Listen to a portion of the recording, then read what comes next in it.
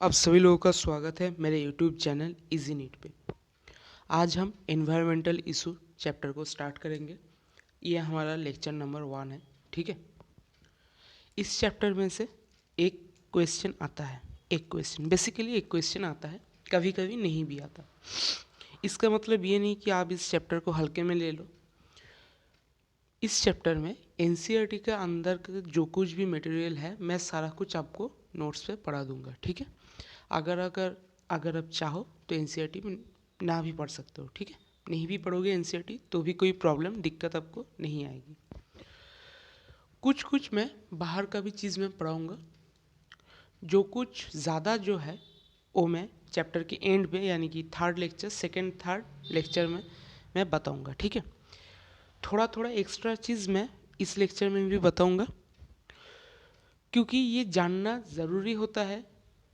Question आएगा तभी हम इस चैप्टर को पढ़ेंगे, ऐसा कुछ नहीं है, ठीक है। देखो, पॉल्यूशन कैसे होता है अगर आप लोग जानोगे नहीं तो आप नहीं चाहते हुए भी आप पॉल्यूशन कर दोगे। अगर आप नहीं भी चाहोगे कि मैं पॉल्यूशन करूं तो भी आप कर दोगे। तो कैसे होता है ये जानना बहुत ज़रूरी है। अगर आपको पता चल गया एक बार कि कोई चीज़ कैसे होता है तो फिर आप उसको नहीं करने का कोशिश करोगे, लेकिन आपको पता ही नहीं होगा तो करोगे कैसे। इसीलिए मैं ये चैप्टर आपको बहुत ही ध्यान से पढ़ाऊँगा, ठीक है। क्योंकि ये चैप्टर हमारे जो रोज़ का जो ज़िंदगी है उसके लिए भी बहुत ज़्यादा इम्पोर्टेंट है। और नीट में क्वेश्चन अगर आएगा तो इम्पोर्टेंट तो ऑब्वियसली वैसे भी है, ठीक है। चिल करते हुए पढ़ेंगे इस चैप्टर को, कोई भी ज़्यादा माथा इस पर नहीं घमाना आप लोग, ठीक है। जैसा पढ़ाऊँगा वैसा पढ़ना। मैं सारा कुछ पिक्चर लेकर आया हूँ। आज थोड़ा कलरफुल है हमारा बोर्ड, ठीक है। क्योंकि ये चैप्टर ऐसा ही है, अगर आपको जो है पिक्चर देखने को नहीं मिलेगा तो फिर आप समझ नहीं पाओगे, ठीक है। इसीलिए तो चलो चैप्टर को स्टार्ट करते हैं, ठीक है। देखते हैं, चलो स्टार्ट करो। देख देख रहे हो कैसे धुआं निकल रहा है। अगर धुआं निकलता रहा, ऐसे निकलता रहा, अगर वाटर बॉडीज ऐसे पोल्यूटेड होते गए तो फिर कैसे चलेगा। एक टाइम ऐसा आएगा जब पीने का पानी ही नहीं बचेगा। तब तब क्या होगा। तो कोशिश करना है हम लोगों को, सभी को। आज ये खुद से खुद प्रॉमिस करो, खुद से ये खुद को प्रॉमिस करो कि आज से हम कभी भी वाटर को वेस्ट नहीं करेंगे, बेवजह वाटर वेस्ट हम नहीं करेंगे। ये प्रॉमिस करो खुद से, ठीक है। चलो, ये बहुत ही सीरियस मैटर है, बहुत ही सीरियस मैटर। जितना आसान लग रहा है उतना है नहीं, ठीक है ना। चलो देखो, एनवायरमेंटल इशू चैप्टर का नाम है, मैं तो पहले ही बता दिया स्टार्टिंग में। पॉल्यूशन, पॉल्यूशन टर्म आप बच्चे से, यानी कि क्लास 7 8 से 9 10, क्लास 7 से बेसिकली अब पढ़ते आ रहे हो गए, क्लास 7 से पॉल्यूशन टर्म को। पॉल्यूशन पॉल्यूशन दूषण, बंगाली में इसको अगर आपके तो दूषण कहेंगे, और हिंदी में शायद प्रदूषण कहते हैं, ऐसा कुछ है, पता नहीं मुझे ठीक से। लेकिन पॉल्यूशन, पॉल्यूशन क्या है। It is a undesirable change in physical, chemical, biological characteristics of air, land, water और सॉइल। देखो क्या मीनिंग हुआ इसका। वाटर का एक कॉम्पोजिशन होता है, ठीक है, H2O उसे हम कहते हैं। वाटर का एक कॉम्पोजिशन होता है। मिट्टी का एक अलग कॉम्पोजिशन होता है। एयर में एक अलग कॉम्पोजिशन होता है। लैंड का अलग कॉम्पोजिशन होता है। यहाँ पर अगर कोई अनडिजायरेबल, जो डिजायरेबल नहीं है, ऐसा कुछ अगर चेंज हो गया, मान लो एयर में बहुत ही ज़्यादा CO यानी कि कार्बन मोनोऑक्साइड आ गया, आप नहीं चाहते हो लेकिन आ गया, आपको सांस लेने में दिक्कत होगी। आपको तो ये पता है अगर कार्बन मोनोऑक्साइड अगर आपकी हीमोग्लोबिन से बाइंड करता है तो कभी भी ब्रेक नहीं होता। जैसे कार्बन डाइऑक्साइड अगर हीमोग्लोबिन के साथ बाइंड करके कार्बा एमाइनो हीमोग्लोबिन बनाता है, वो टूट भी जाता है। लेकिन अगर अगर एक बार कार्बन मोनोऑक्साइड हीमोग्लोबिन के साथ बाइंड करके कार्बोक्सी हीमोग्लोबिन बना लेगा तो कभी भी ब्रेक नहीं होगा। वो हीमोग्लोबिन टोटली वेस्ट हो गया, वो कभी भी दोबारा ऑक्सीजन के साथ या कार्बन डाइऑक्साइड के साथ बाइंड ही नहीं कर पाएगा। और अगर आप ज़्यादा कार्बन मोनोऑक्साइड प्रदूषित इलाका इलाका में अगर आप प्लेस में अगर आप रहते होगे ना, तो आपको ये पता चल जाएगा, आपका जो है ब्रेन में जो है वो ऑक्सीजन सर्कुलेशन कम हो जाएगा, आपको ये पता चलेगा। इसी वजह से इसको हम पॉल्यूशन कहते हैं। आप नहीं चाहते हो कि कहीं जगह पर यानी कि एयर में अगर और लैंड में कहीं पर भी अगर कोई अनडिज़ायरेबल चेंज हो गया तो उसको आप पॉल्यूशन कहोगे।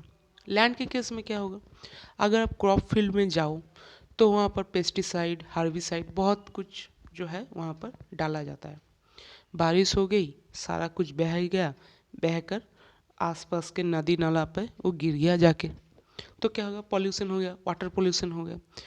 और सॉइल, मिट्टी का पॉल्यूशन भी हुआ। कैसे, आपने जो डाला वहाँ पर वो तो मिट्टी में गया, मिट्टी में पानी के साथ मिट्टी के अंदर चला गया, जो भी क्रॉप्स है वो उसको अपने रूट के द्वारा अंदर ले लिया, क्रॉप भी इन्फेक्टेड हो गया। अगर वो खाना अगर हम खाएंगे तो वो तो हमारे अंदर भी चला जाएगा, जाएगा कि नहीं, बताओ बताओ, जाएगा। ये है चैप्टर में आगे में है, मैं अभी सिर्फ इंट्रोडक्शन आपको करवा रहा हूँ ताकि आपको समझ आ जाए कि बेसिकली चैप्टर क्या है, कितना नुकसान है इसका, ठीक है। वाटर, जो वाटर आप पी रहे हो उसमें, एयर में इतना सारा धुआं अगर निकलेगा, एसिड रेन तो हो जाएगा। अगर एसिड रेन अगर किसी भी अगर पत्थर के मूर्ति के ऊपर गिरा तो वो थोड़ा थोड़ा वहाँ पर वो क्या बोलो उसको, मैं थोड़ा थोड़ा छेद नहीं, मैं वर्ड थोड़ा सा गलत है, उसे हम स्टोन लेप्रोसी कहते हैं, स्टोन कैंसर भी कह सकते हैं, उसको हम कहते हैं ये स्टोन लेप्रोसी या स्टोन कैंसर। हमारा जो ताजमहल है ये एसिड रेन की वजह से वो पीला पड़ जाता है। अगर एसिड रेन अगर हो गया तो आप बाहर नहीं निकल पाओगे, अगर आपके ऊपर गिर गया तो आप जल जाओगे, तब क्या होगा। इसीलिए ये जो है ये बहुत ही सीरियस मैटर है, बहुत ही सीरियस मैटर है ये, ठीक है। चलो, आई थिंक आप सभी लोग समझ गए होंगे कि किससे क्या हो सकता है, ठीक है। बेसिकली आपको ये रफ आइडिया लग गया होगा। अब चलो देखते हैं पॉल्यूटेंट्स को। पॉल्यूटेंट्स क्या है, पॉल्यूटेंट्स सिंपली ये है, जो चीज़ पॉल्यूशन करते हैं, ठीक है, उसको हम पॉल्यूटेंट्स कहते हैं। ये सिंपल मीनिंग है। अब देख लो एनसीईआरटी क्या लिखता है, agents that being about such an undesirable change are called as pollutants। जो चीज़ अनडिजायरेबल चेंज को करता, अनडिजायरेबल चेंज करता है किसी चीज़ का, उसे हम पॉल्यूटेंट्स कहते हैं। जैसे पॉल्यूटेंट्स क्या हो सकता है, एयर के लिए जो पॉल्यूटेंट्स होता है, कार्बन मोनोऑक्साइड होता है, हो सकता है, मीथेन हो सकता है, ठीक है, ये सारा हो सकता है। कार्बन का बहुत सारा और भी ऑक्साइड्स होते हैं, वो हो सकता है, ठीक है। एक बात याद रखो, जो कार्बन डाइऑक्साइड होते हैं ना, नहीं छोड़ो, वो बाद में जब बताऊंगा तब बता, आगे अगर अभी बता दूंगा तो आप कंफ्यूज हो जाओगे, छोड़ो उसे। ऐसा होता है, पॉल्यूटेंट्स, जो चीज़ पॉल्यूशन करता है, अनडिजायरेबल चेंज लेकर आता है, उसको हम पॉल्यूटेंट्स कहते हैं, ठीक है, समझ आ गया। चलो अब आ जाते हैं air pollution and it's control के ऊपर। देखो एक बात पहले क्लियर कर देता हूँ, यहाँ पर बहुत सारे डेट है, बहुत सारे लगभग करीब 10 के आसपास ईयर्स है, ठीक है, यहाँ पर 10 के आसपास ईयर्स है। तो वो सारा ईयर्स जो है मैं एकदम एंड में आपको एक जगह पर लिखा दूंगा, ठीक है। अभी एयर के वक्त पर एयर लिखाऊंगा, वाटर पोल्यूशन के वक्त पर वाटर पोल्यूशन एक्ट लिखाऊंगा, साउंड पोल्यूशन एक्ट लिखाऊंगा। तो ऐसे अगर मैं लिखाऊंगा ना तो आप भूल जाओगे, लेकिन अगर मैं आपको एक जगह पर सारा कुछ लिखा दूंगा तो आपको ये याद हो जाएगा, ठीक है। चैप्टर के एंड पे मैं एक जगह पर सारा ईयर्स मैं लिखा दूंगा, टोटली सब ईयर्स वहाँ पर रहेंगे, ठीक है। तब टेंशन मत लो ईयर्स का। जो एयर पोल्यूशन होता है control, air pollutants are, air pollutant also deleteriously affect the respiratory system of humans and of animals. समझ गए क्यों? देखो, हम ब्रीदिंग करते हैं, एयर लेते हैं, एयर छोड़ते हैं, बहुत सारा गैस होता है, नाइट्रोजन होता है, ऑक्सीजन होता है, कार्बन डाइऑक्साइड, बहुत सारा कुछ होता है, ठीक है एयर। लेकिन लेकिन अगर देखा गया कि आप जो एयर ले रहे हो उसमें कार्बन मोनोऑक्साइड ज़्यादा रहा तो क्या होगा, कार्बन मोनोऑक्साइड जाके सीधा आपके हीमोग्लोबिन के साथ बाइंड कर गया जाएगा, बाइंड करेगा, फिर उस हीमोग्लोबिन के साथ ना ही ऑक्सीजन ना ही कार्बन डाइऑक्साइड कोई भी नहीं जुड़ेगा। हीमोग्लोबिन और कार्बन मोनोऑक्साइड का जो बॉन्ड होता है ना, इतना स्ट्रांग होता है, टूटता ही नहीं, कभी नहीं टूटेगा वो। उसको हम क्या कहते हैं, उस बॉन्ड को जब तैयार होता है उसको हम कहते हैं कार्बोक्सी हीमोग्लोबिन। ठीक है, जब हीमोग्लोबिन ऑक्सीजन के साथ बॉन्ड करता है तब उसको कहते हैं ऑक्सी हीमोग्लोबिन। जब कार्बन डाइऑक्साइड के साथ हीमोग्लोबिन बॉन्ड करता है तो उसे कहते हैं कार्बा एमाइनो हीमोग्लोबिन। जब हीमोग्लोबिन कार्बन मोनोऑक्साइड के साथ बॉन्ड करता है तो उसको हम कहते हैं कार्बोक्सी हीमोग्लोबिन। क्या होता है कि लड़के ये भूल जाते हैं, लड़का हो लड़की हो जो भी हो, वो कैंडिडेट ये भूल जाता है एग्जाम में कि कार्बन डाइऑक्साइड के साथ हीमोग्लोबिन जब बॉन्ड करता है तब कार्बा एमाइनो हीमोग्लोबिन होता है या कार्बोक्सी हीमोग्लोबिन। गलती से वो कार्बोक्सी हीमोग्लोबिन को टिक कर देता है, लेकिन ऐसा है नहीं। याद रखना, जब कार्बन मोनोऑक्साइड के साथ बॉन्ड करेगा हीमोग्लोबिन तभी कार्बोक्सी हीमोग्लोबिन होगा। अगर कार्बन डाइऑक्साइड के साथ करा तो कार्बा एमाइनो हीमोग्लोबिन। ठीक है, ये याद रखना। तो फिर आप ब्रीदिंग के अगर कार्बन मोनोऑक्साइड अगर आपकी हीमोग्लोबिन के साथ जुड़ जाएगा तो फिर तब ब्रीदिंग नहीं कर पाओगे सर, आपका ब्रेन तक ऑक्सीजन पहुंचना बंद हो जाएगा। अगर तुरंत आपको अगर हॉस्पिटल नहीं ले जाया गया तो आपका डेथ हो जाएगा, वहीं पर ही आपका डेथ हो जाएगा, ज़्यादा वक्त भी नहीं लगेगा और आपको पता भी नहीं चलेगा। कार्बन मोनोऑक्साइड का ये बहुत डेंजरस है कि अगर आप कार्बन मोनोऑक्साइड अगर इनहेल करते जा रहे तो आपको कोई इफेक्ट नहीं आएगा, आपको सिम्टम्स आप महसूस नहीं कर पाओगे। लेकिन अगर आप सिर्फ अब ऐसा एक टाइम आएगा जब आप सेंसलेस हो जाओगे, तुरंत अगर आपको कोई हॉस्पिटल नहीं ले जाएगा ना तो फिर आपका डेथ हो जाएगा। ज़्यादा यानी कि हाथ में बहुत ही कम समय बचता है, इसीलिए पॉल्यूटेटेड एरिया से दूर रहना चाहिए, क्योंकि आपको पता तो नहीं है कहाँ पर पॉल्यूशन है कहाँ पर नहीं है। आपको मैंने पढ़ा है, फिर एक बार बता दे रहा हूँ, जहाँ पर SO2 पॉल्यूशन ज़्यादा होता है वहाँ पर लाइकेंस नहीं उगते। ठीक है, अगर आप कहीं पर देखो कि यहाँ पर लाइकेन है तो आप समझ जाना वो पॉल्यूशन फ्री है। मेनली वहाँ पर SO2 तो यानी कि सल्फर डाइऑक्साइड तो है ही नहीं। ठीक है, समझ जाना, पढ़ाया है मैंने, फिर एक बार बता दे रहा हूँ। चलो देखो, पढ़ो, इसको पढ़ना होगा। ठीक है, क्या लिखा है, list of major pollutant, their sources and their effects on human and environment। NCERT में ऐसा कुछ है नहीं, लेकिन इसके बारे में चर्चा करना ज़रूरी है। ठीक है, क्योंकि क्वेश्चन यहाँ से भी आ सकता है और ये एक आर्टिकल है जो मैं लेकर आया हूँ। ठीक है, ये एक आर्टिकल है, पढ़ो इसको। क्या है, पढ़ता हूँ मैं। Pollutant is a substance that pollute something, specially water और द एटमोसफियर। पॉल्यूटेंट्स एक सब्सटेंस होते हैं जो कि पॉल्यूट करता है, स्पेसिफिकली लैंड को भी करेगा, वाटर को, एयर को, सॉइल को, सब कुछ करेगा, लेकिन मेनली क्या करता है, मेनली वो पॉल्यूट करता है वाटर को एंड एटमोसफियर को। It can enter the environment naturally such as from of volcanic क्या है, इरप्शन और through a human activity. Pollutant naturally भी आ सकता है एनवायरनमेंट में और मैन मेड भी आ सकता है। ठीक है, such as burning coal and gasoline. Human के द्वारा कैसे, ह्यूमन के द्वारा होता है बर्निंग कोल और गैसोलीन, एग्जाम्पल्स है। ठीक है, और कई तरह भी आ सकता है, एग्जाम्पल है। बर्निंग कोल अगर वहाँ से कार्बन डाइऑक्साइड आएगा और भी बहुत सारा चीज़ वहाँ से आएगा, पॉल्यूटेंट से। जो ऐस बनता है, उससे ऐस बनता है तो यानी कि छाई, जिसे हम बंगाली में छाई कहते हैं, राख, हाँ हिंदी में राख कहते हैं शायद, राख, हाँ राख ऐसा कुछ कहते हैं, तो वो आ सकता है।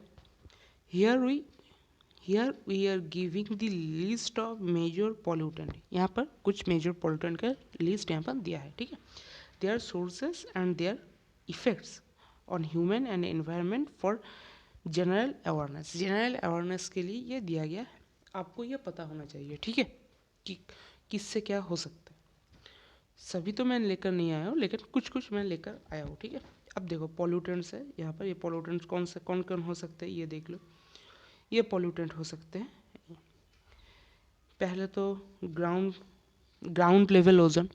आपको पता है एक ट्रोपोस्फियर ओजोन होता है, एक स्ट्रेटोस्फियर ओजोन होता है। ट्रोपोस्फियर वाला जो ओजोन होता है उसे हम बैड ओजोन कहते हैं, जो स्ट्रेटोस्फियर वाला ओजोन होता है उसको हम गुड ओजोन कहते हैं।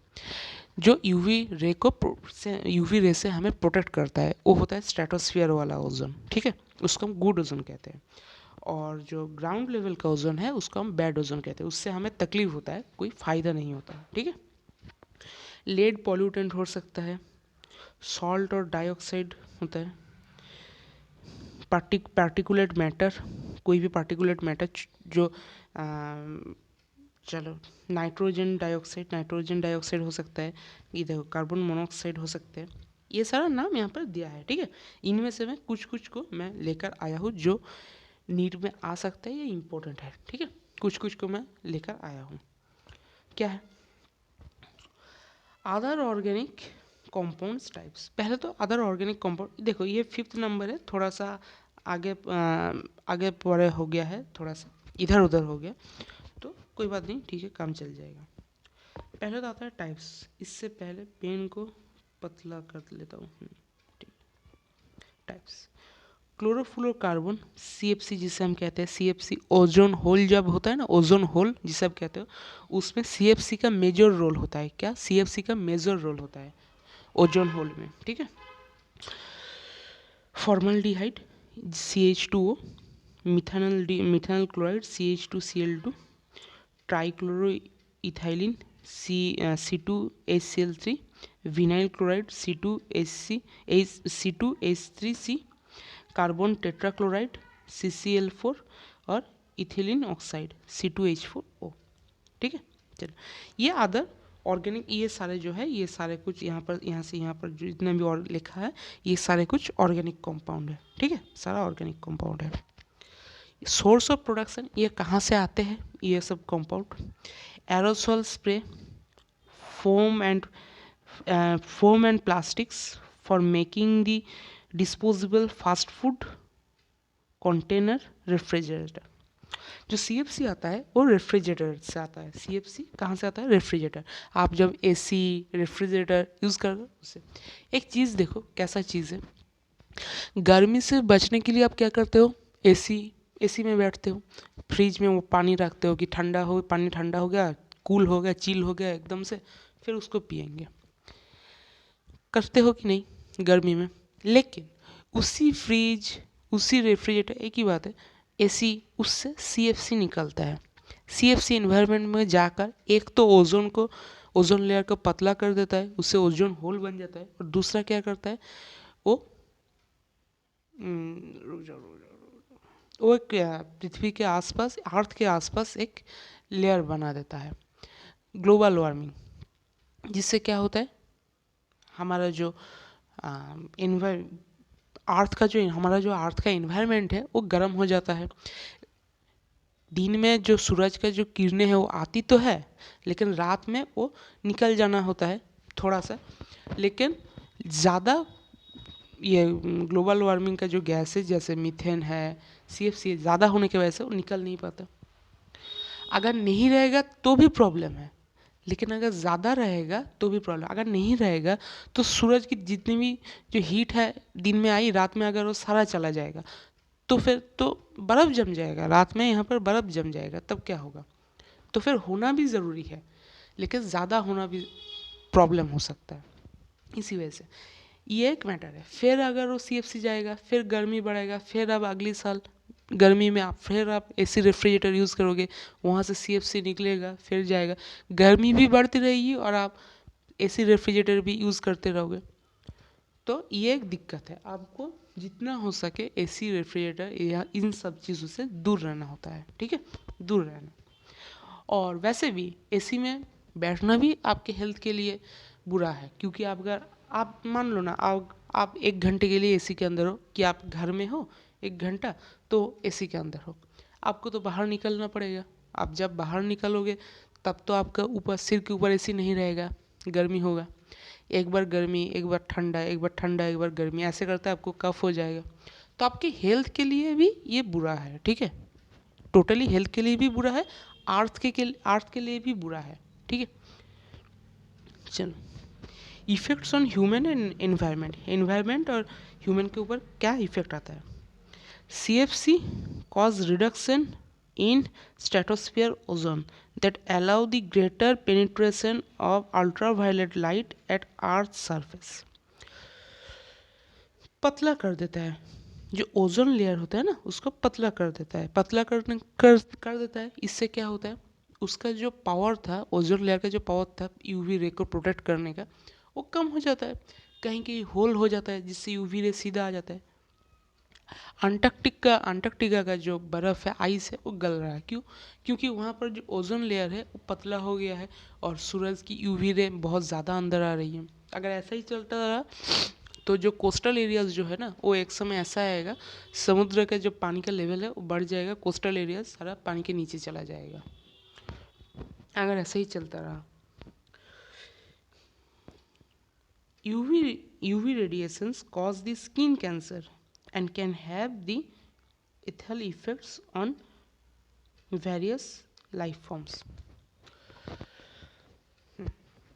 जो यूवी रे आता है उसकी वजह से क्या होता है, हमारा स्किन का कैंसर। ये तो आपको क्लास 9-10 से ही मालूम होगा कि जब भी यूवी रे आ जाता है अगर वो हमारा स्किन पे पड़ेगा तो हमारे स्किन कैंसर हो सकते हैं। एक और होता है UVB। UVB ये भी एक रे है जो सूरज से आता है। अगर ओजोन लेयर अगर नहीं रहेगा तो ये सीधा हमारे ऊपर आके गिरेगा। क्या होगा? स्नो ब्लाइंडनेस होता है। हम क्या कहते हैं? स्नो ब्लाइंडनेस कहते हैं उसे, ठीक है, स्नो ब्लाइंडनेस। ये भी एनसीईआरटी पे है, बाद में पढ़ाऊंगा, लेकिन अभी सिर्फ मुंह में बता दे रहा हूँ, ठीक है। स्लो ब्लाइंडनेस कहते हैं उसे, UVB की वजह से होता है अगर ओजोन लेयर अगर नहीं रहेगा। और ये सारा कुछ होता है इस टाइप के ऑर्गेनिक कंपाउंड में। और ओजोन का जो डुप्लीकेशन है उसमें सबसे मेजर रोल कौन सा प्ले करता है? सबसे मेजर रोल प्ले करता है क्लोरोफ्लोरोकार्बन। क्या? कौन? क्लोरोफ्लोरोकार्बन, CFC सबसे मेजर रोल प्ले करता है, ठीक है। चलो अब आ जाते हैं hydrocarbons, also called volatile organic compound, यानी कि VOC।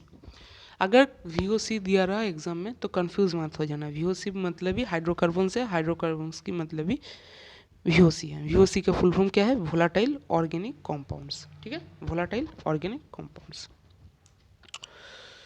देखो टाइप्स है, पहले तो मीथेन है, हाइड्रोकार्बन्स का नाम मीथेन है, CH4, ब्यूटेन है, C4H10, इथिलीन है, C2H4, बेंजीन है, C6H6, प्रोपेन है, C3H8, ठीक है, इन सारी चीज़ें हैं।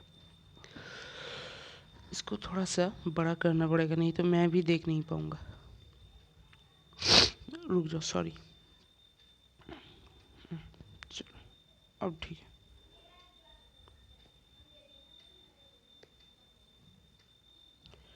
चलो सोर्स ऑफ प्रोडक्शन, कहाँ से ये सारा कुछ आता है? ये आता है इवेपोरेशन फ्रॉम गैसोलीन टैंक्स। ये क्या है? कार्बोरेटर्स, बर्निंग ऑफ फ्यूल, बायोमास से क्या आता है? बायोमास से आता है तो मीथेन आता है, तो आपको पता ही है। ये क्या है? Municipal fields, microbial activity of sewage treatment में जब आप करते हो तो वहाँ से क्या क्या आता है? सल्फर, H2S आता है, हाइड्रोजन आता है, मीथेन आता है, कार्बन डाइऑक्साइड आता है, पता है ना। सॉइज ट्रीटमेंट में मैंने आपको बताया था, माइक्रोजीन ह्यूमन वेलफेयर में पढ़ाया था मैंने, याद है ना। इंडस्ट्रियल प्रोसेस जो है involving solvents change and that occur in, ठीक है, ऐसे आता है। तो आपको ये सोर्स पता होना चाहिए कि कहाँ से आता है, ठीक है। Effects on human and environment, human और एनवायरनमेंट में इसका क्या क्या इफेक्ट आता है? कैन हैव, क्या है? कार्सिनोजेनिक है। कार्सिनोजेनिक कौन सा है? जो कैंसर क्रिएट करते हैं, ठीक है। एक्चुअली ये बोलना भूल है, जो कैंसर क्रिएट करते हैं यानी कि निकोटीन बा ऐसा कुछ जो भी है, तंबाकू जाती, उसे हम कार्सिनोजेन कहते हैं, ठीक है। और कार्सिनोजेन से कैंसर होता है। कार्सिनोजेंस टोटली उनको हम कहते हैं जिनके वजह से कैंसर होता है, उनको हम कार्सिनोजेन कहते हैं। और ये जो प्रोसेस है उसको हम कार्सिनोजेनिक कहते हैं, माने जो टेंडेंसी है ना इसको हम कार्सिनोजेनिक कहते हैं। समझ गए मैं क्या कहना चाहता हूँ? मैं शायद समझ गए होंगे। Have carcinogenic effect on human, यानी कि कैंसर जो है, कैंसर होने का एक प्रोबन होता है, यानी कि चांस होता है, ठीक है, कार्सिनोजेनिक इफेक्ट होता है। Higher concentration are toxic to plants and animals can convert into रुक जाओ लाइन आ गया, plants and animals convert into harmful compounds through complex chemical atmosphere. Some are more reactive with sunlight and produce photochemical smog. ये जो photochemical smog है ना, photochemical smog, ये term बहुत ही important है, ये मैं आपको पढ़ाऊंगा लेकिन अभी नहीं, चैप्टर के एंड में। वहाँ पर ये जो है एनसीईआरटी में फोटोकेमिकल स्मॉग के बारे में ज़्यादा कुछ दिया नहीं है, लेकिन ये प्रीवियस ईयर में आया है, भोपाल गैस ट्रेजेडी आपको पता है? Bhopal gas tragedy methyl isocyanate की वजह से वो पानी के साथ रिएक्ट हो गया था, उसके वजह से हुआ था, पता है? ये आपको पढ़ाऊँगा, ये सब कुछ पढ़ाऊँगा, अगर पता है तो अच्छा बात है, लेकिन अगर पता नहीं है तो भी ठीक है, पढ़ाऊँगा मैं, ठीक है। चलो अब आ जाते हैं ऑक्साइड्स ऑफ सल्फर, और कितने हैं? एक है। चलो अब आ जाते हैं ऑक्साइड्स ऑफ सल्फर। सल्फर क्या क्या टाइप होते हैं? सल्फर, रुक जाओ, क्या क्या टाइप होते हैं? सल्फर डाइऑक्साइड, सल्फर ट्राइऑक्साइड यानी कि SO2 SO3, और सल्फेट SO4 आयन जो होते हैं। सोर्स ऑफ प्रोडक्शन कहाँ से ये आते हैं? Combustion of sulphur containing and fuel. Example क्या है? Petrol, coal, petroleum, extraction and refining, यानी कि रिटेनिंग पेपर। मैन्युफैक्चरिंग, म्यूनिसिपल क्या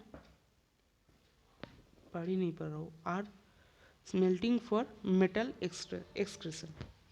आप जब मेटल निकलते हो तब भी ऑक्साइड्स बाहर निकलता है।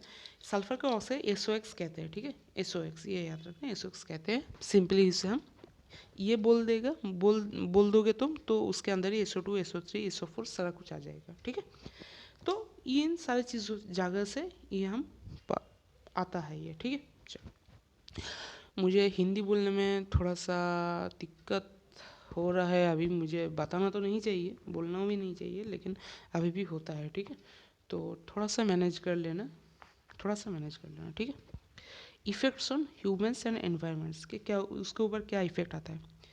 जो SO2 होता है has maximum deleterious effect as it damage to human and other animal lungs and important precursor to the acid rains.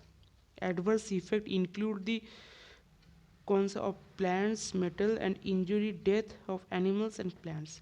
स्वाभाविक बात है, एक सेकेंड, हाँ नॉर्मल बात है ये। अगर एसिड रेन हुआ तो एनिमल्स के ऊपर भी इफेक्ट आएगा, प्लांट्स के ऊपर भी इफेक्ट आएगा, डेथ भी हो सकता है। अगर कोई एसिड रेन कहाँ पर ज़्यादा हो रही है, अगर वहाँ पर कोई खड़ा है तो उसका तो डेथ हो जाएगा, कोई भी नहीं उसे बचा सकता तब। और जो सल्फर का जो ऑक्साइड होते हैं मेन प्रिकर्सर होते हैं एसिड रेन के लिए, ठीक है। मेन प्रिकर्सर किसके लिए होते हैं? एसिड रेन के लिए। चलो ये लास्ट है हमारा ऑक्साइड्स ऑफ कार्बन। क्या क्या आता है? COX। क्या क्या आता है? Carbon dioxide, carbon monoxide, CO2 CO। CO का तो मैंने बता ही दिया था, अगर हीमोग्लोबिन के साथ बाइंड कर जाएगा तो टूटेगा ही नहीं, एक समय ऐसा आएगा आप सेंसलेस हो जाएगा, आपको पता भी नहीं चलेगा, आप मर जाओगे, आपका डेथ हो जाएगा, ठीक है। सावधान रहें इसीलिए। सोर्स ऑफ प्रोडक्शन कहाँ से आता है? Combustion of coal, oil and other fuels for energy production, manufacturing and transport, biomass burning। कहीं पर भी अगर कोई भी चीज़ जल रही हो यानी कि बर्न हो रही हो, कोल हो, गैस हो, किसी भी तरह के कहीं पर भी, तो उससे आता है, ठीक है। ह्यूमन और एनवायरनमेंट के ऊपर इसका क्या इफेक्ट है? ह्यूमन और एनवायरनमेंट के ऊपर CO2 has a major role in greenhouse effect, produces weak carbonic acid adding to acid rains। CO affects human health by binding to hemoglobin। ये देखो मैंने जो बताया था वही लिखा है। which may result in asphyxia, ये मैं प्रोनाउंस नहीं कर पा रहा हूँ, haemoglobin has 250 times more affinity with CO compare to that of O2। यहाँ पर ये गलत लिखा है, ये 250 नहीं होगा, ये सिर्फ 25 होगा। ठीक है, मैं इसे करेक्ट कर दे रहा हूँ, रुको, इसे करेक्ट कर देता हूँ, ये 250 नहीं होगा, हाँ सिर्फ 25 टाइम्स। 20 to 20 एक्चुअली है 20 to 25 टाइम्स, लेकिन 25 टाइम्स भी कह सकते हो। ठीक है, हायर एफिनिटी होता है। नहीं रुक जाओ रुक जाओ रुक जाओ, नहीं ये सॉरी सॉरी सॉरी सॉरी, ये सही है सही है सही है। जो कार्बन डाइऑक्साइड होता है उसका एफिनिटी 20 to 25 टाइम्स होता है CO2 से ज़्यादा। जो CO का होता है वो ये हो सकता है। ठीक है, मैंने सोचा कि गलत लिखा है शायद, नहीं गलत नहीं, सही लिखा है। ठीक है, देखो इतना ज़्यादा होता है एफिनिटी, 250 अराउंड ज़्यादा होता है O2 से इसका एफिनिटी। अगर ये आ जाएगा तो O2 कैसे बाइंड करेगा हीमोग्लोबिन के साथ, यही बाइंड कर जाएगा। ठीक है, चलो इलेक्ट्रोस्टैटिक प्रेसिपिटेटर और स्क्रबर। सिंपली याद रखना, जो स्क्रबर होता है ना वो गैस के लिए यूज़ होता है, गैस के लिए मेनली SO2 गैस। ठीक है, इलेक्ट्रोस्टैटिक प्रेसिपिटेटर जो है वो जो भी और दूसरा कुछ चीज़ें है उसके वजह से यूज़ होता है। देख लो देख लो, पहला क्या है, ये रिमूव कर सकता है 99% पार्टिकुलेट मैटर, ये रिमूव कर सकता है। जो गैस निकल रहा है ना, कोई भी फैक्ट्री से जो भी गैस निकल रहा है, थर्मल पावर प्लांट से जो गैस निकल रहा है उसमें से 99% पार्टिकुलेट मैटर ये रिमूव कर देता है। यानी कि अगर एक गैस में अगर 100 पार्टिकुलेट मैटर हो तो उसमें से ये 99 पार्टिकुलेट मैटर ये रिमूव कर देगा, एक पार्टिकुलेट मैटर से एयर में जाएगा। ठीक है, इसका मतलब ये है। क्या करता है, प्रोड्यूस करता है, एक कोरोना रहता है कुछ, ये कुछ अगर मैं समझाने जाऊँ तो बहुत चीज़ें हैं, लेकिन ये आता नहीं, अगर आएगा तो सिर्फ ये नाम पूछेगा, ऑप्शन में ये दिया होगा इलेक्ट्रोस्टैटिक प्रेसिपिटेटर, आपको इसको सिर्फ टिक करना होगा, क्वेश्चन ऐसा ही आता है। और ये एक नेगेटिव चार्ज के बारे में है, वो आता है। ठीक है, और कुछ नहीं आता, देख लो मैं बता दे रहा हूँ क्या क्या आएगा। यदि आएगा तो मेरे नोट्स से आएगा, नहीं तो क्वेश्चन ही नहीं आएगा। ठीक है, मैं इसका गारंटी दे रहा हूँ। प्रोड्यूस करता है कोरोना, प्रोड्यूस करता है जो कि इलेक्ट्रॉन रिलीज करता है। ठीक है, इलेक्ट्रॉन रिलीज करेगा तो नेगेटिवली चार्ज होगा, ये तो आपको पता है, इलेक्ट्रॉन नेगेटिवली चार्ज होता है, नेगेटिवली चार्ज होगा डास्ट पार्टिकल गिविंग देम ए नेट नेगेटिव चार्ज। यहाँ पर एनसीईआरटी पे लिखा है गिविंग देम, अब वो वहाँ पर देम का मतलब क्या है, डास्ट पार्टिकल्स। ठीक है, एनसीईआरटी के लाइन में दिया है giving them net negative charge, वहाँ पर जो है देम का मतलब है डास्ट पार्टिकल्स को नेगेटिव चार्ज कर देता है। ठीक है, नेगेटिवली चार्ज कर देता है। अब आ जाता है स्क्रबर, ये क्या करते हैं, रिमूव करता है गैस को, हम पहले ही बता दिया था, गैस के लिए मेनली यूज़ होता है, SO2 गैस को ये रिमूव करता है।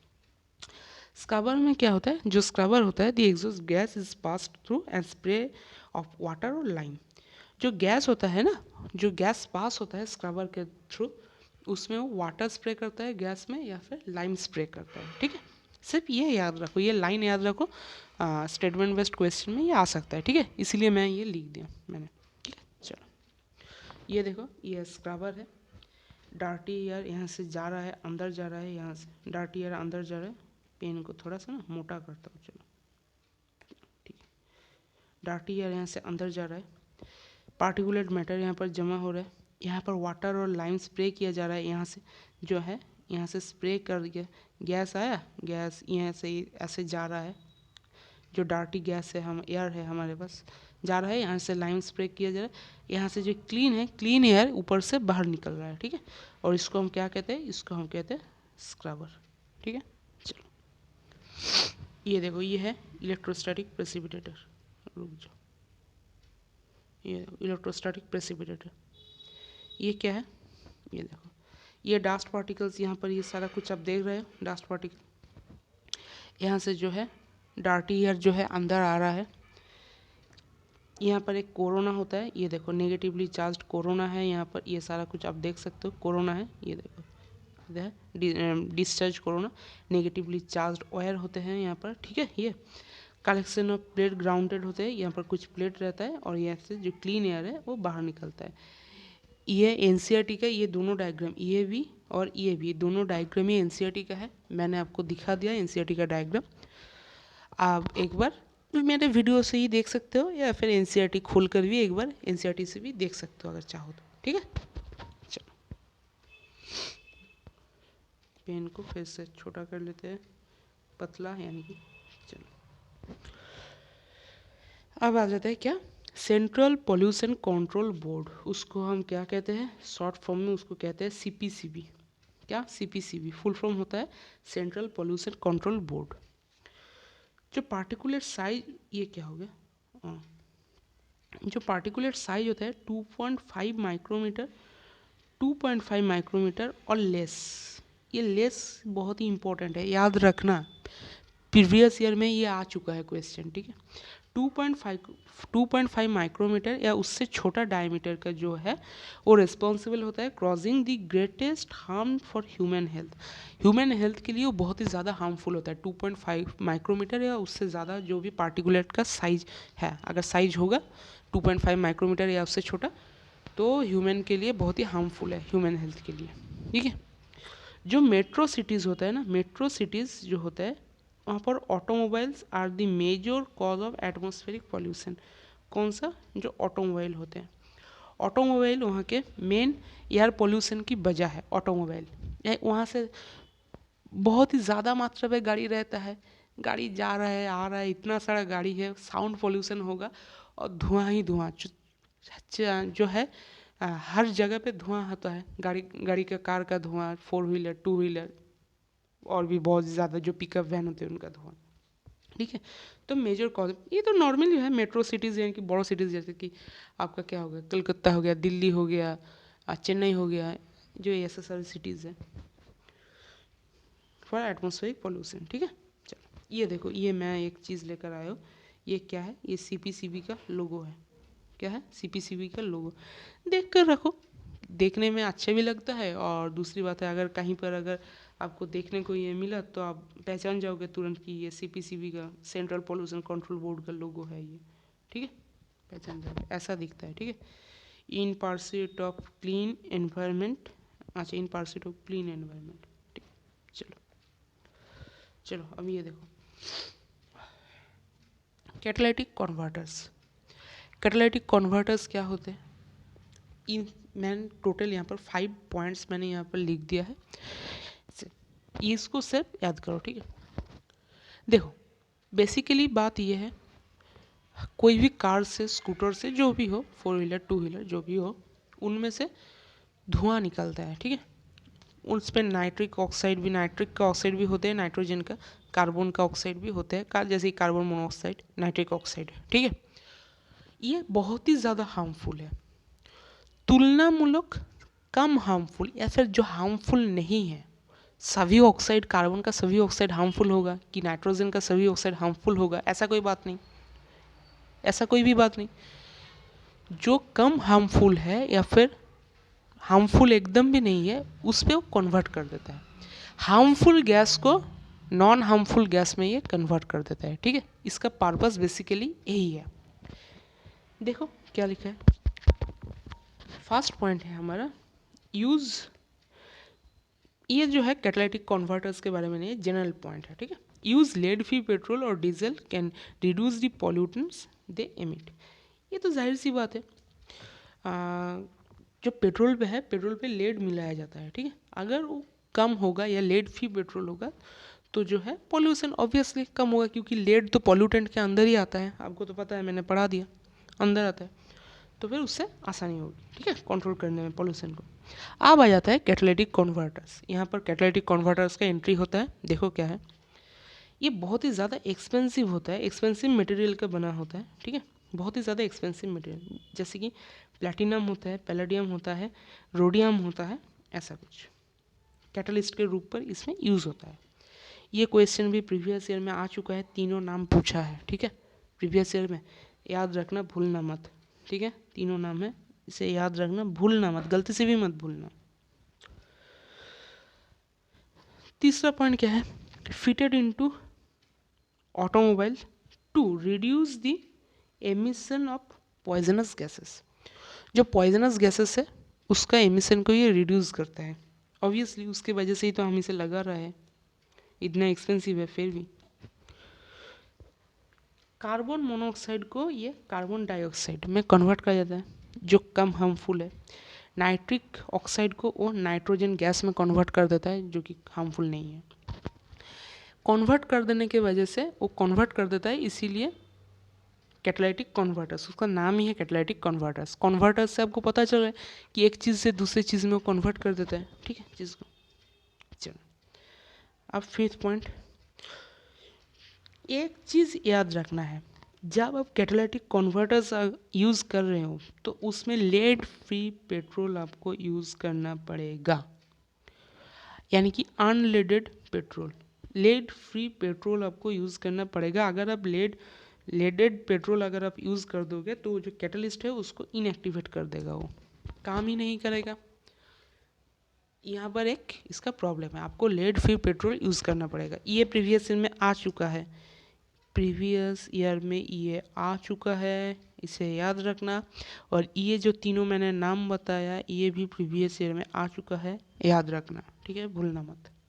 चलो देख लो, कैटालिटिक कन्वर्टर्स ऐसा दिखता है, ठीक है। मैं पिक्चर लेकर आया हूँ आप सभी लोग ताकि आपके दिमाग में बैठ जाए कि कैसा दिखता है। ये ऐसा दिखता है, ठीक है। गड्ढे में ये ऐसे लगा रहता है 4 व्हीलर में, देख रहे हो कितना सुंदर लग रहा है मज़ाक कर रहा था। ऐसा होता है, देख लो इसे ध्यान से, ठीक है। चलो अब आ जाते हैं नॉइज़ पोल्यूशन में। देखो, bigger the city bigger the function bigger the noise. Obviously बड़ा शहर होगा, बहुत ही ज़्यादा काम काज होगा, हर कंस्ट्रक्शन का काम होगा, फैक्ट्री होगा, हैन तैन गाड़ी घोड़ा सब कुछ होगा, तो नॉइज़ भी ज़्यादा होगा। ऑब्वियसली ये तो नॉर्मल बात है। अब देखो एक इंटरेस्टिंग फैक्ट है यहाँ पर, 150 dB यानी कि डेसिबल, इसको हम कहते हैं डेसिबल। डेसिबल और डॉब्सन में कंफ्यूज मत होना। नॉइज़ का जो तीव्रता है, नॉइज़ का जो मात्रा है उसको हम डेसिबल में काउंट करते हैं, यूनिट है यानी कि यूनिट। नॉइज़ का जो मेजरिंग यूनिट है वो होता है डेसिबल, और ओजोन लेयर का जो मेजरिंग यूनिट होता है वो होता है डॉब्सन, ठीक है। ओजोन लेयर का डॉब्सन होता है, नॉइज़ का डेसिबल होता है, ठीक है। चलो जनरली 68 डेसिबल तक जो है वो नॉर्मल होता है, यानी कि जो है हमारा ज़्यादा ज़्यादा नुकसान वो हमारा नहीं करता, ठीक है। 68 डेसिबल, लेकिन जितना कम हो उतना ही अच्छा। इसका मतलब ये नहीं कि एकदम कम आवाज़ का हो, आप कम आवाज़ में बात कर रहे हो, कम आवाज़ में काम कर रहे हो, ऐसा नहीं, तो फिर भी आपका जो ईयर का है जो प्रॉब्लम हो सकता है, ठीक है। जो है 60 to 68 डेसिबल के अंदर अगर आप काम कर रहे हो, बात कर रहे हो, तो वो भी ठीक है, कोई बात नहीं है। 150 डेसिबल जो है और मोर ग्रांटेड, ज़्यादा भी हो सकता है, 150 भी हो सकता है, ज़्यादा भी हो सकता है। Take off of a jet plane, जो जेट प्लेन होता है जब टेक ऑफ करता है तो वो इतना आवाज़ करता है। और रॉकेट, क्या वो डैमेज कर सकते हैं, वो इतना हार्मफुल होता है, आपका जो ईयर ड्रम्स है उसको डैमेज कर देता है, जो आपका जो हार्ट का हियरिंग एबिलिटी है उसको कम कर देगा, जो हियरिंग एबिलिटी है आपका उसको कम कर देगा, उसके ऊपर इम्पेक्ट आएगा, आपका हियरिंग एबिलिटी कम हो सकता है। आप सोच सकते हो कितना ज़्यादा प्रॉब्लम हो सकता है। अगर आप कहीं एयरपोर्ट में हो, जो लोग एयरपोर्ट में काम करते हैं ना, वो चिड़चिड़ा हो जाता है, बहुत ज़्यादा चिड़चिड़ा क्यों हो जाता है पता है? इसी वजह से इतना सारा वहाँ पर नॉइज़ होता है और उनको उस नॉइज़ के अंदर ही काम करना होता है, इसी वजह से चिड़चिड़ा हो जाता है, ठीक है।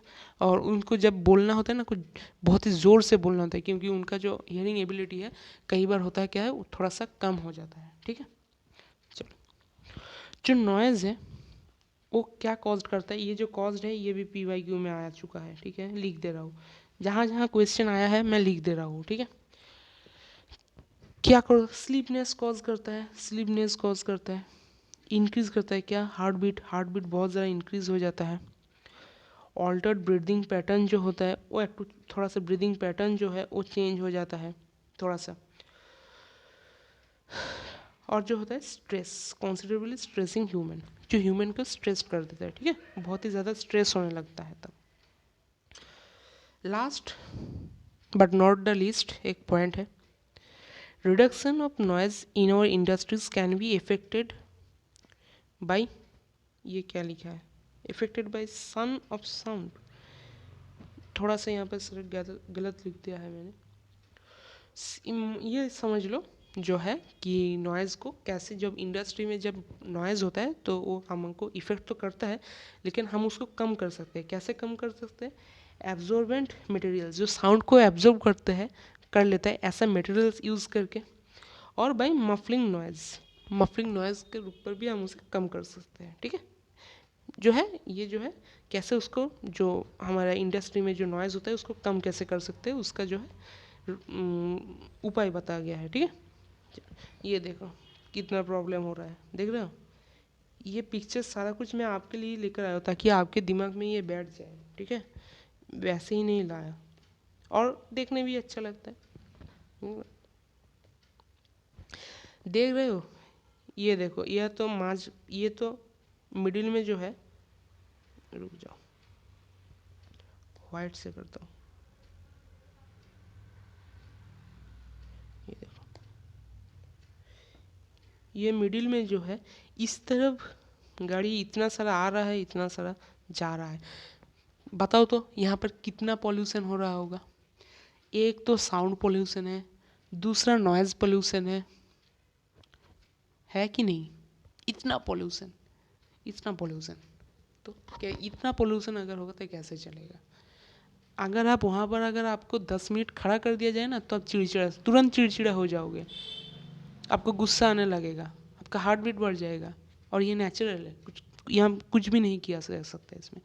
इसीलिए जो है जब बाहर जाए ना, तब हेल्थ का भी ख्याल रखें कि आप कहाँ जा रहे हो। ठीक है, चलो ये सब दिखाने के लिए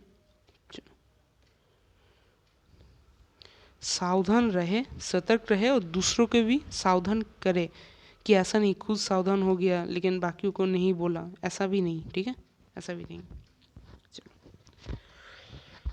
हाँ, एक बहुत ही interesting, controlling vehicular air pollution, जो है व्हीकुलर एयर पोल्यूशन, यानी कि व्हीकल से जो भी एयर पोल्यूशन होता है उसको control. Case study of Delhi, particularly यहाँ पर जो हम केस स्टडी करेंगे वो दिल्ली का है। एक बात पहले ही बता दे रहा हूँ, एनसीईआरटी पे इसके अंदर ये जो जो टॉपिक है, इसके अंदर नॉर्म्स के बारे में दिया है कुछ, जो है ऐसा कह सकते हो कुछ रूल है। ठीक है, नॉर्म्स के, तो वो नॉर्म्स कभी भी नीट में, ये 2022 तक टोटल 35 ईयर्स हो गया, 1998 से, रुक जाओ, 1988 से, सॉरी 1998 से 2022 कभी भी नॉर्म्स नहीं आया, और आएगा भी नहीं, इसका गारंटी मैं दे रहा हूँ। ठीक है, इसीलिए उसको बेफालतू याद करने का कोई मतलब नहीं बनता। ठीक है, उसको बेफालतू याद करने का कोई भी मतलब नहीं बनता। यहाँ पर सिर्फ जो पढ़ा रहो वो पढ़ो। ठीक है, 1990s में दिल्ली 4th रैंक किया था। सोच सकते हो 4th, लेकिन ये अच्छा वाला 4th नहीं, बुरा वाला 4th है। क्यों? देखो, 41 কান্ট্রির মধ্যে, 41 কান্ট্রির মধ্যে, ওয়ার্ল্ডের 41 কান্ট্রির মধ্যে 4th পজিশনে দিল্লি ছিল 1990 में। कौन सा वाला country? Most polluted cities, most polluted सिटीजের মধ্যে दिल्ली 4th পজিশনে ছিল। सोच सकते हो।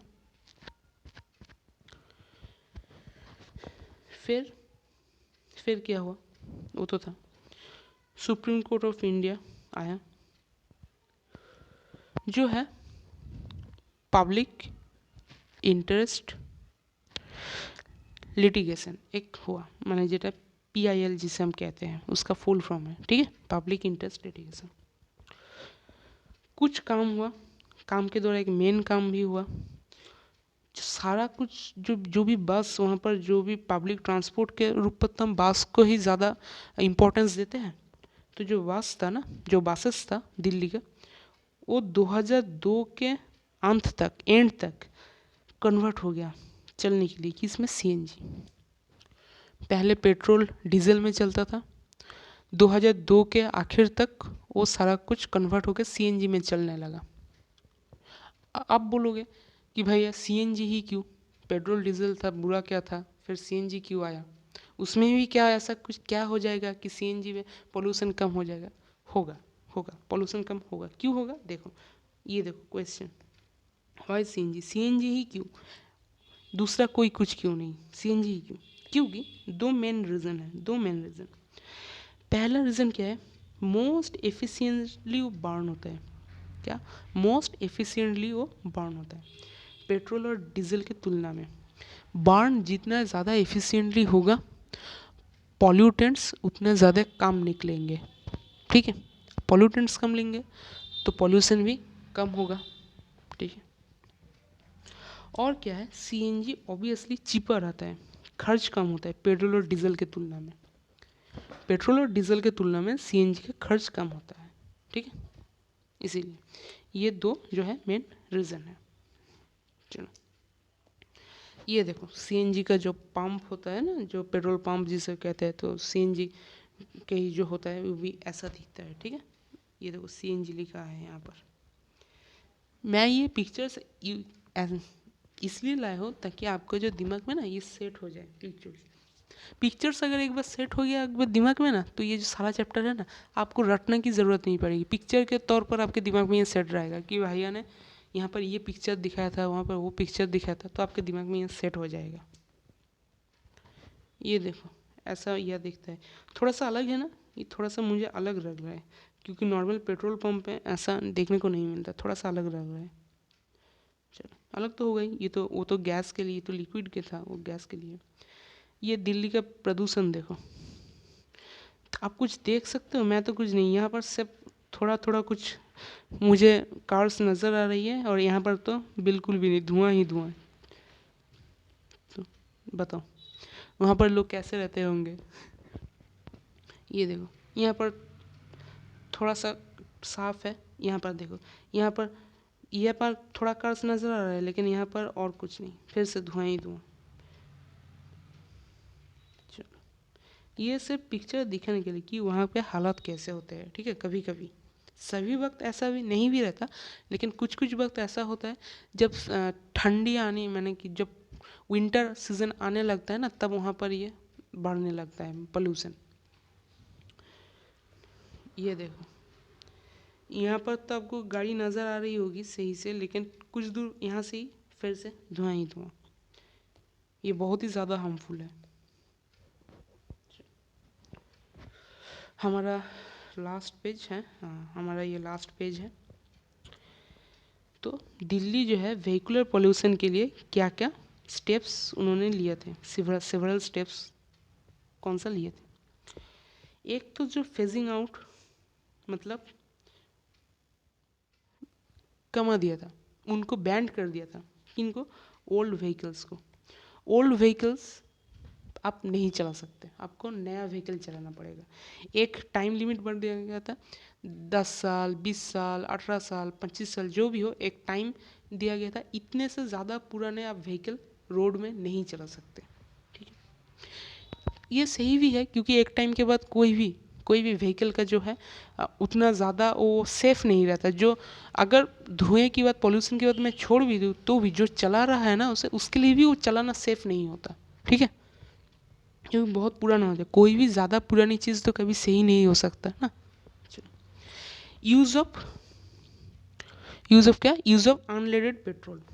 जो पेट्रोल है, पेट्रोल में अगर लेड होगा तो ये तो पॉल्यूटेंट में आ जाएगा, तो अनलेडेड पेट्रोल यूज़ होता है। ठीक है, use of low sulphur petrol and diesel. Sulphur भी होता है लेकिन वो भी लो सल्फर होता है, low sulphur petrol and diesel use होता है। Use of catalytic converters vehicle में यूज़ होता है, ताकि जो कार्बन डाइऑक्साइड, कार्बन मोनोऑक्साइड निकलता है, नाइट्रोजन ऑक्साइड निकलता है, उसको हार्मलेस गैस में कन्वर्ट किया जा सके। ठीक है, ज़्यादा हार्मफुल ना हो हमारे लिए। और क्या?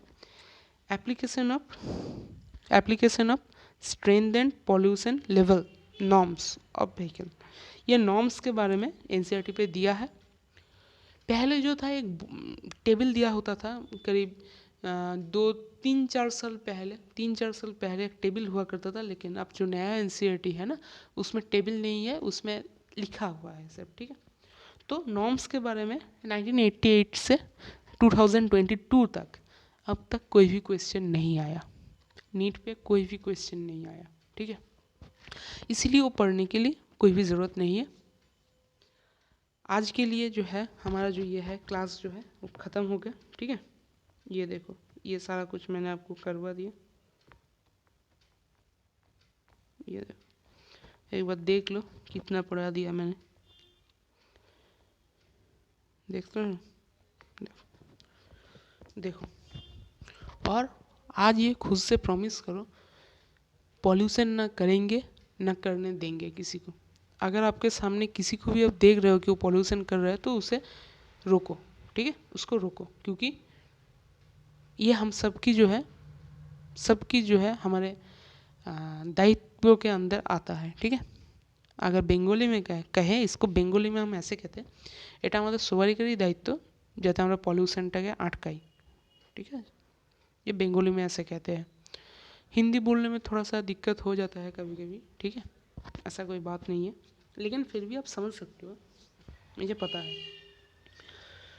तो खुद से ये प्रॉमिस करना आज, ठीक है, जब भी आप ये लेक्चर देख रहे हो। और एक बात, अगर वीडियो को पसंद है तो वीडियो को ऑब्वियसली लाइक कर देना, चैनल को सब्सक्राइब कर देना, और चाहो तो चैनल को शेयर भी कर सकते हो, ठीक है। ये जो है फ्रेश नोट्स, कोई भी वहाँ पर लाइंस नहीं होंगे, फ्रेश नोट्स आपको मेरे टेलीग्राम चैनल पे मिल जाएंगे, उसका लिंक मेरे डिस्क्रिप्शन पे है, चेक कर लेना, ठीक है, और टेलीग्राम को ज्वाइन भी कर लेना। कल रेस्पिरेशन इन प्लांट्स का जैसा सेशन आता है क्वेश्चन प्रैक्टिस का, वैसा सेशन आएगा, और कोशिश करूँगा कल दोपहर को एनवायरमेंटल इशू का सेकंड लेक्चर आ जाए, ठीक है, क्योंकि हमारा 1 महीना आपका गैप हो गया, लेकिन टेंशन मत लो, मैंने कहा है फरवरी के अंत तक मैं इसको ख़त्म कर दूँगा, जनवरी तक ही ये ख़त्म हो जाएगा, ठीक है, जनवरी तक ही ख़त्म हो जाएगा, फरवरी में रिवीजन करवाऊँगा मैं, टेंशन मत लो, और कोई एग्ज़ाम भी लूँगा बायोलॉजी का, टेंशन मत लेना। तो चलो आज के लिए बस इतना ही, यहीं तक छोड़ दें, यहीं तक। देखो, छोड़ देने से पहले कुछ बात मैं आप सभी लोगों से कर लूँगा कि हमने बहुत से चैप्टर कर लिए, ठीक है, बहुत सारे चैप्टर हमने पढ़ लिए, करीब करीब मैं कुछ नाम भी ले लेता हूँ, जैसे कि living world, biological classification, plant kingdom, और फिर mineral nutrition, respiration in plants, digestion absorption, breathing exchange, और क्या था, और रिप्रोडक्टिव हेल्थ भी कर लिए थे शायद, हाँ रिप्रोडक्टिव हेल्थ भी कर लिया था, माइक्रोब्स इन ह्यूमन वेलफेयर भी हो गया, बायोटेक्नोलॉजी एंड इट्स एप्लीकेशन भी हो गया, और एनवायरमेंटल इशू चल रहा है, ठीक है। करीब करीब 1 2 3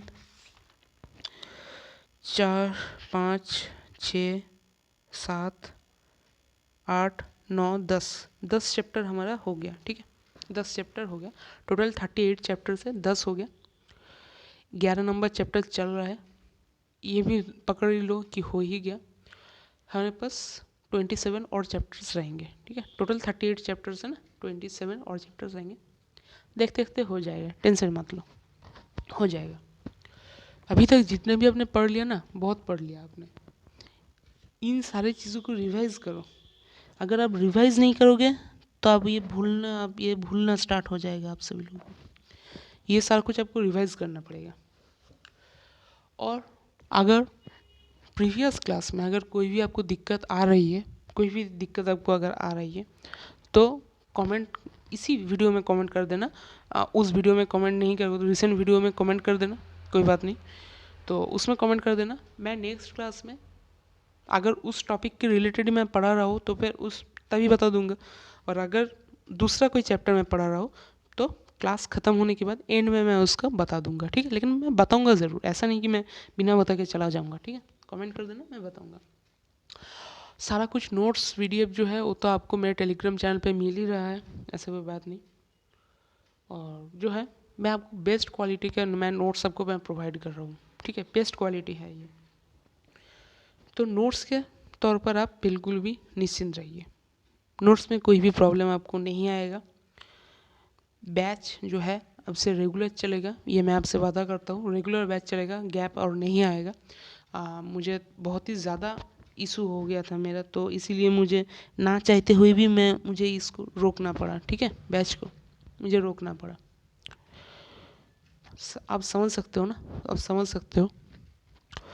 और मुझे थोड़ा सा सपोर्ट भी करो, मुझे थोड़ा सा सपोर्ट भी करो। मैंने तो पहले ही आपको बताया था 500 मुझे ज़्यादा नहीं चाहिए, सिर्फ 500 सब्सक्राइबर कर दो। उससे क्या होगा, मेरा कम्युनिटी पोस्ट ओपन हो जाएगा। फिर मैं आपको आधा घंटा 1 घंटे के अंदर जो भी मल्टी कॉन्सेप्चुअल बायोलॉजी का क्वेश्चन होगा, जो भी मैं पढ़ा चुका हूँ आपको ऑब्वियसली, उनसे रिलेटेड मैं क्वेश्चन आपको आधा घंटा 1 घंटे अंदर अंदर मैं पोस्ट करता रहूँगा। इससे क्या होगा, जब भी आप यूट्यूब खोलोगे ना, तो आपका ये जो है प्रैक्टिस ये होता रहेगा, प्रैक्टिस होता रहेगा। और आपको ध्यान में ये आएगा कि नहीं मुझे तो अभी पढ़ना है, ठीक है, ये आपको ध्यान में आता रहेगा। तो चलो 3-4 मिनट आप सभी लोगों से मैंने बात भी कुछ कर लिया। चलो आज की क्लास यहीं पर ख़त्म करते हैं। आप सभी लोगों से मिलते हैं मेरी अगली वीडियो में। तब तक के लिए स्वस्थ रहिए, पढ़ते रहिए। अलविदा मेरे दोस्तों, चलो बाय।